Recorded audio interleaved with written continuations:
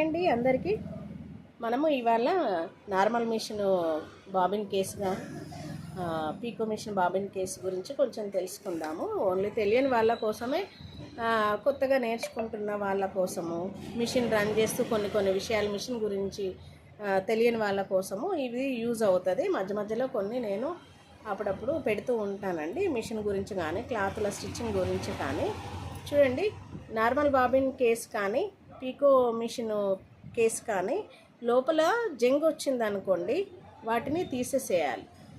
ఎందుకంటే కొందరు ఏం చేస్తారంటే అట్లాగే రన్ చేస్తూ ఉంటారు, కానీ జంగ్ వస్తుంది. ఇక్కడ ఈ పాటులో దారం ఇలా పెడతాం కదండి, ఆ పాటులో జంగ్ వస్తూ ఉంటుంది.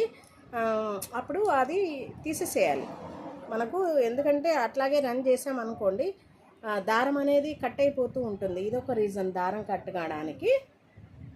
ఈ విధంగా ఇక్కడ ఈ ప్లేస్లో జంగ్ వస్తూ ఉంటుంది, దాన్ని తీసేయాలి. లోపల రోల్ లాగా ఉంది కదా, ఇది హోల్ ఒక స్టాండ్ లాగా ఉంది కదా, ఇక్కడ కూడా జంగ్ వస్తుంది. అలాంటి బాబిన్ కేసును తీసేసేయాలి, కొత్తది వాడాలి.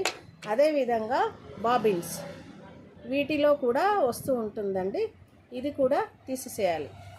పీకో మిషన్ కానీ నార్మల్ మిషన్ కానీ ఏవైనా ఇవి జంగ్ వచ్చినప్పుడు వీటిని కంప్లీట్గా అవాయిడ్ చేయాలి, కొత్తవి తీసుకొని రన్ చేయాలి. ఎందుకంటే మనకు తెలియకుండానే దారాలు తెగుతూ ఉంటాయి. ఎందుకు తెగుతుందో అని, దారం తెగడానికి ఒక 4-5 రీజన్స్ ఉన్నాయండి, అందులో ఇదొక రీజను. అలాగే వాడొద్దు, ఇది అవాయిడ్ చేసి కొత్తది తీసుకోండి, ఓన్లీ తెలియని వాళ్ళ కోసం. ఓకేనండి, థ్యాంక్ యూ సో మచ్.